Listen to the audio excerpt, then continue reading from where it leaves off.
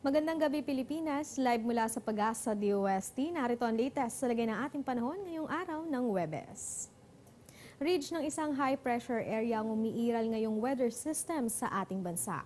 Ito ay nakakaapekto partikular na sa eastern section ng Luzon. Baliktanaw muna tayo, ang high-pressure area o HPA ay nabubuo po kapag ang sentro nito ay mas mataas ang atmospheric pressure kesa sa paligid niya.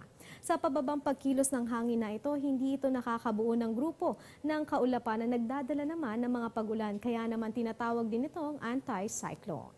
Sa mga susunod na oras dito sa buong Mindanao, gayon din sa may Visayas at pati rin sa Luzon, kabilang na ang Metro Manila, makakaranas po tayo ng maaliwalas na panahon, maliban na lang sa mga lugar ng Palawan na siya namang makakaranas ng mga mahihina hanggang sa katamtamang pag-ulan.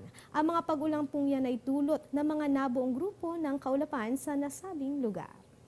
Huwag kayong aalis, magbabalik pa ang Panahon TV matapos ng isang paalala. Teng, ang package. Ma'am, sabi ng Air 21 on the road na. Ano, Teng? Ang package. Ma'am, sabi ng Air 21 na receive na. Okay, very good. Basta padala, sagot ka ng Air 21. May real-time delivery updates via text para worry-free ka. Teng, ang package, napadala mo na? Yes, ma'am, sa Air 21. Sa Air 21, sagot ko, padala mo!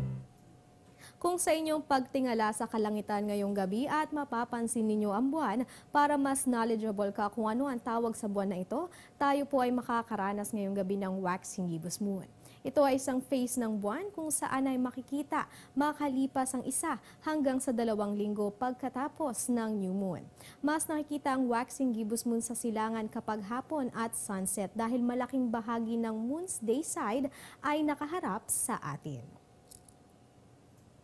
Para naman sa oras ng ating sunrise at sunset, magpapakita po si Haring Araw bukas sa ganap na 5:35 ng umaga. At ito naman ay lulubog sa ganap na 6:29 ng gabi.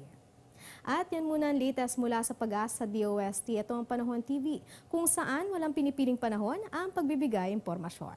Ako po inyong nakasama, Rachel Pelayo. Magandang gabi, Pilipinas.